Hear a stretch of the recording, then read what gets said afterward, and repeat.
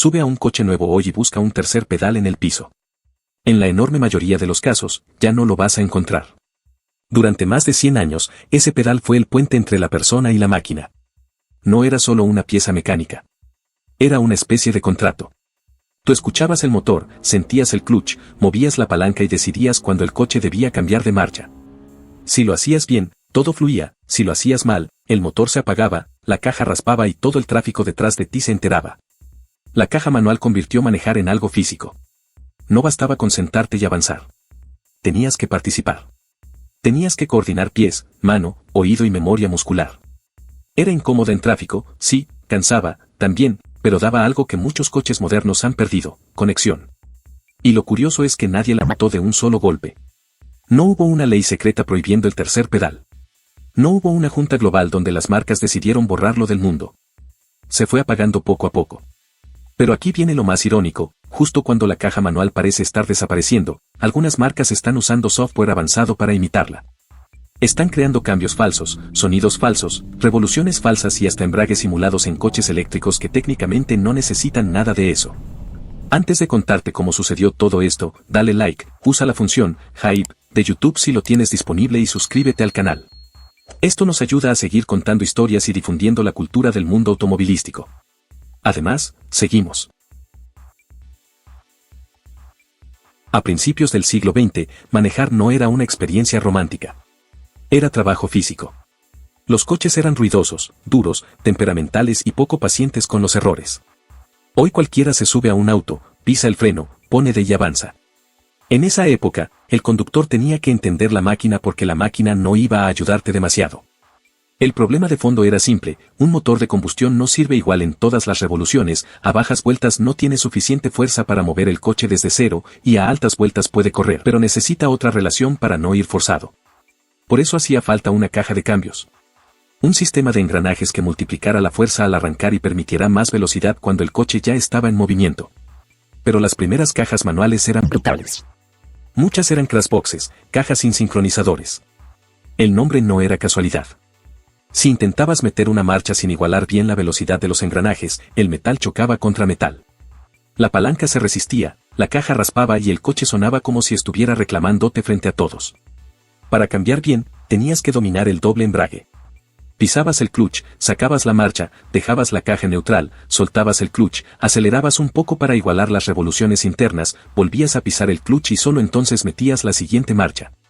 Todo eso mientras el coche seguía avanzando; la calle no era perfecta y tú calculabas de oído lo que hoy una transmisión moderna hace sin que lo notes. No era un gesto elegante. Era una habilidad real. Un conductor que cambiaba suave parecía a alguien que sabía comunicarse con una bestia mecánica. Un conductor malo convertía cada semáforo en una humillación pública. La gran revolución fue el sincronizador, o síncrones, y a finales de los años 20, desarrollos de General Motors, especialmente asociados a Cadillac, LaSalle y el trabajo de Earl Thompson, ayudaron a convertir el cambio manual en algo mucho más manejable para una persona común. La idea era simple de explicar y brillante en la práctica: antes de unir los engranajes, unos anillos ayudaban a igualar sus velocidades. De pronto, cambiar de marcha ya no exigía tanta precisión de oído ni tanta fuerza. La caja seguía siendo manual, pero empezaba a volverse civilizada. Y ahí ocurrió algo clave. El tercer pedal dejó de ser solo una obligación mecánica. Empezó a convertirse en una experiencia que podía disfrutarse. Mientras el manual se refinaba, en Estados Unidos aparecían las cajas automáticas.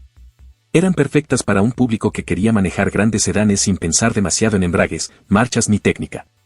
Pero durante mucho tiempo, esas automáticas tenían un problema: eran lentas, pesadas y muchas veces desperdiciaban potencia. Cambiaban con suavidad, sí, pero también se sentían desconectadas. En coches deportivos, eso era casi una ofensa.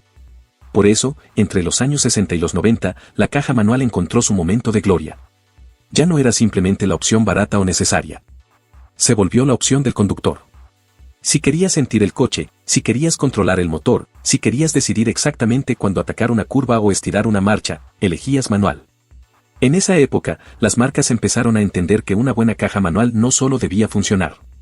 Debía sentirse bien. Honda lo llevó a un nivel casi obsesivo con coches como el S2000. Su palanca corta, precisa y mecánica se volvió una referencia entre entusiastas.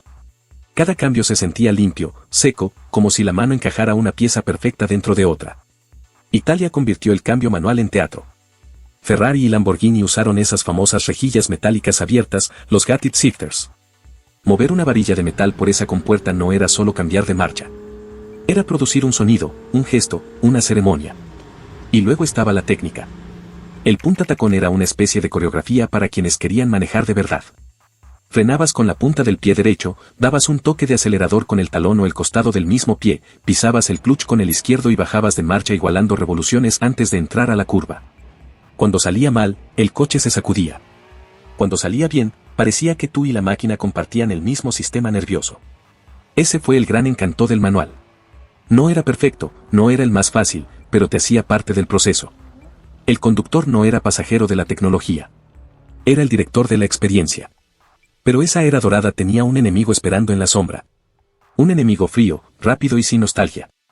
La computadora. Durante décadas, los amantes del manual podían defenderse con un argumento simple: una buena mano humana era más inteligente que una caja automática torpe. Y durante mucho tiempo, tenían razón. Pero el automovilismo empezó a cambiar el juego, y a finales de los 80 y durante los 90, la Fórmula 1 demostró que los cambios secuenciales con paletas podían ser más rápidos y más eficientes que una palanca tradicional. El piloto ya no tenía que soltar el volante para cambiar, solo tocaba una leva y el sistema hacía el trabajo. Esa idea llegó a la calle con fuerza en 1997, cuando Ferrari presentó el F355 F1, uno de los primeros coches de producción en llevar al público una transmisión electrohidráulica con paletas inspirada en la Fórmula 1. Para la época, sonaba futurista. El problema era que esas primeras cajas no siempre eran agradables. Podían ser bruscas, lentas en ciudad y caras de mantener. Los puristas todavía podían decir: sí, cambia sola, pero no se siente mejor. Después llegó el siguiente golpe. La transmisión de doble embrague. Volkswagen la popularizó en el mercado con su DSG en los años 2000, y Porsche terminó convirtiendo su PDK en una referencia brutal. El principio era muy inteligente: en vez de un solo embrague, había dos. Uno manejaba las marchas impares y otro las pares. Mientras ibas en tercera, la caja ya tenía preparada la cuarta. Cuando pedías el cambio, simplemente soltaba un embrague y conectaba el otro. El resultado era una transición rapidísima, casi sin interrupción de potencia. Ahí el debate técnico empezó a ponerse incómodo para los defensores del manual. Una mano humana podía ser más emocional, más satisfactoria, más bonita, pero no podía cambiar con la velocidad y la consistencia de una buena doble embrague moderna.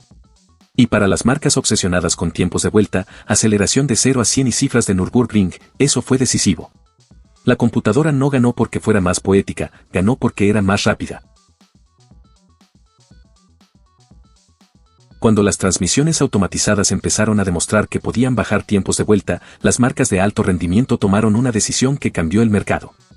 La palanca manual dejó de ser vista como símbolo de control y empezó a verse como una limitación. Ferrari lanzó el 458 Italia sin opción manual. McLaren presentó el MP4-12S directamente con caja de doble embrague. Lamborghini se fue por el mismo camino en sus superdeportivos modernos. El mensaje era claro: si querías lo más rápido, lo más eficaz y lo más avanzado, ya no necesitabas un tercer pedal. Los ingenieros tenían un argumento difícil de discutir. Una transmisión moderna podía cambiar más rápido, proteger mejor el motor, evitar errores del conductor y mantener el coche más estable en plena aceleración. En un mundo donde cada décima cuenta, el manual era hermoso, pero imperfecto. Y los superdeportivos empezaron a cambiar de personalidad. Antes, manejar rápido exigía más coordinación. Había que entender el embrague, medir la palanca, cuidar el motor y aceptar que un error podía arruinar una curva. Con las paletas, el coche se volvió más accesible. Más rápido para más personas, pero también un poco menos íntimo. El punto de quiebre emocional llegó con Porsche. En 2013, la generación 991 del 911 GT3 apareció solo con PDK. Para Porsche, tenía lógica. El GT3 era una herramienta de pista y la PDK era más rápida. Pero para muchos clientes, aquello sonó a traición. El GT3 no era cualquier coche. Era uno de los últimos símbolos del conductor purista. La reacción fue tan fuerte que Porsche entendió algo importante: no todos sus compradores querían la vuelta más rápida. Algunos querían sentirse responsables de esa vuelta. Luego llegaron modelos como el 911R y versiones GT3 con opción manual, y la marca encontró una fórmula más inteligente: dejar que el cliente eligiera entre la eficacia de la PDK y el placer imperfecto del manual. Ese fue el momento en que el tercer pedal dejó de pelear por ser el más rápido y empezó a pelear por ser el más especial. Pero no podemos culpar solo a Ferrari, Porsche o McLaren. El enemigo más fuerte del manual no fue la pista. Fue el tráfico. En una carretera de montaña, una caja manual puede sentirse perfecta. Subes de marcha, bajas antes de la curva, escuchas el motor y te sientes conectado. Pero en una avenida saturada de Ciudad de México, Los Ángeles, Bogotá, Sao Paulo o Madrid, la historia cambia. Avanzas 2 metros, te detienes, pisas clutch, metes primera, sueltas, frenas, otra vez clutch, otra vez primera, otra vez 5 kilómetros por hora, y así durante 1 hora. Ahí no hay romanticismo. Hay cansancio. Una pierna izquierda trabajando sin parar. Un embrague sufriendo. Una subida donde tienes que controlar freno, acelerador y punto de contacto mientras alguien atrás te pega la defensa. Para el entusiasta, eso puede ser parte del ritual. Para una persona que solo quiere llegar al trabajo, es una molestia. Y cuando la mayoría de compradores tuvo que elegir entre manejar con una transmisión automática suave o pasar años repitiendo ese castigo en tráfico, la decisión fue obvia. Estados Unidos dejó atrás el manual muy pronto.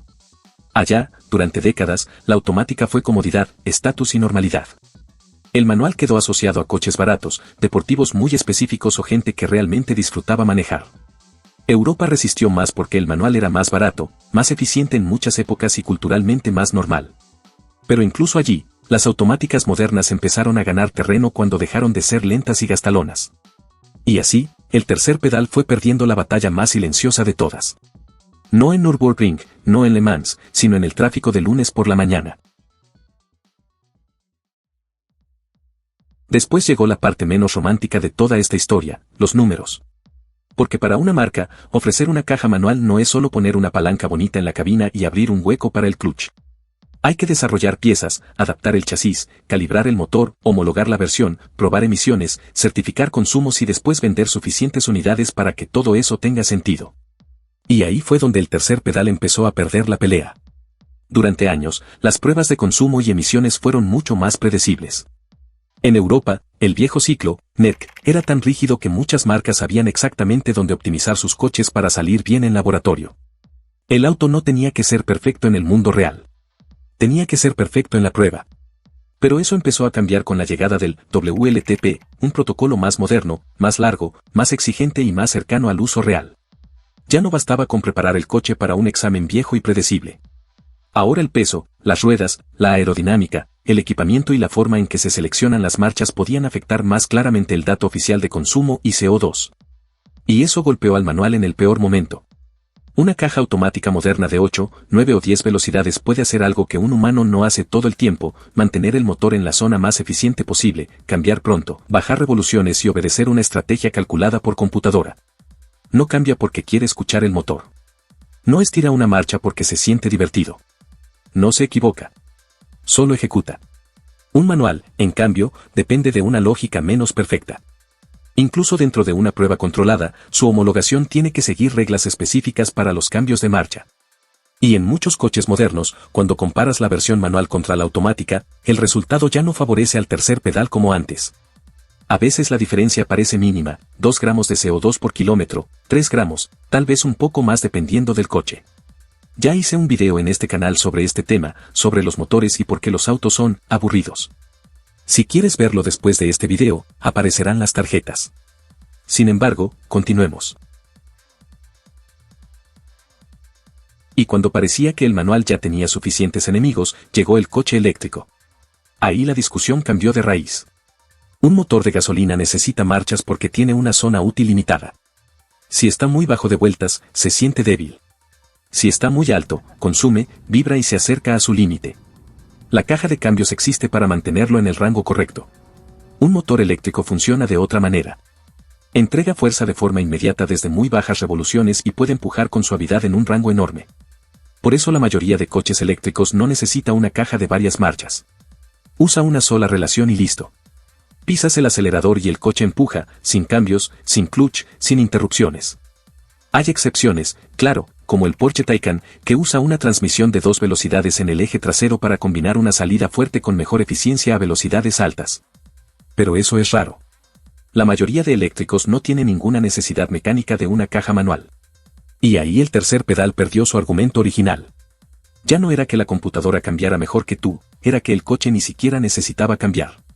Para muchos usuarios, eso es progreso puro.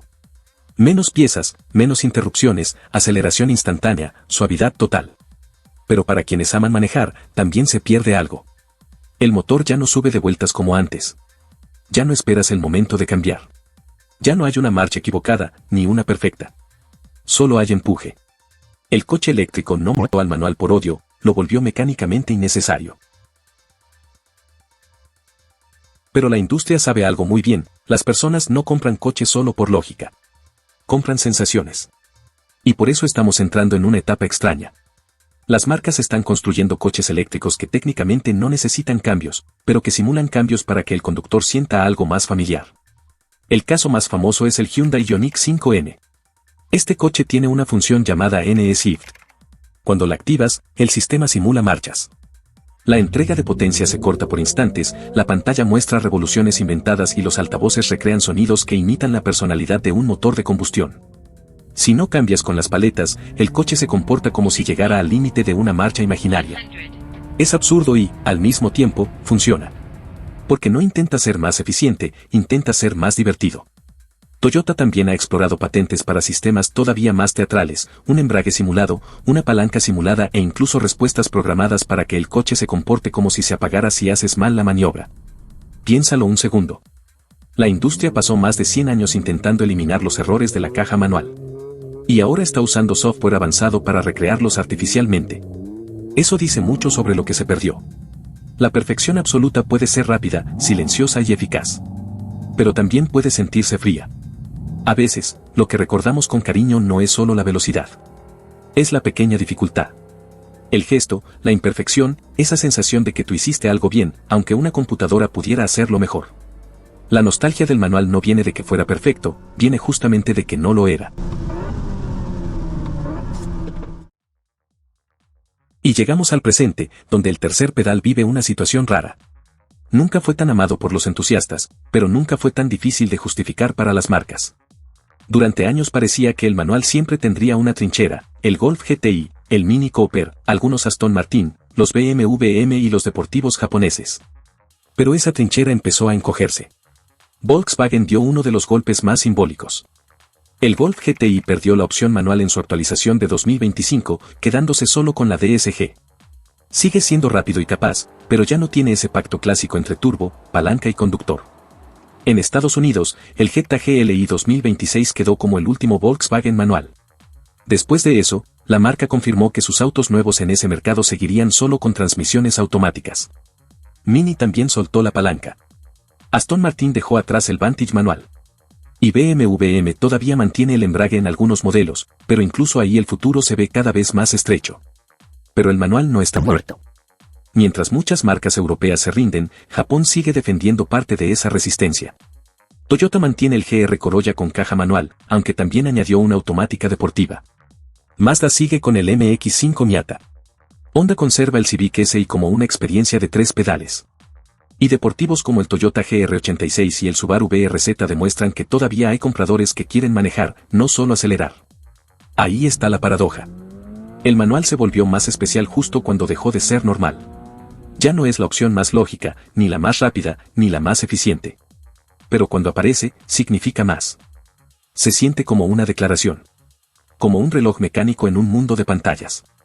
Como una forma de decir, no quiero que el coche lo haga todo por mí. Quiero participar. La resistencia analógica no está ganando la guerra. El mercado va hacia automáticos, híbridos, eléctricos, software y eficiencia. Pero mientras existan coches con tercer pedal, todavía queda una parte del automóvil que no se mide solo con números. Se mide con el pie izquierdo, con la mano derecha y con esa sensación terca de que manejar también puede ser un ritual. La desaparición de la caja manual no es solo la desaparición de unos engranajes y un pedal. Es la desaparición de una forma de manejar.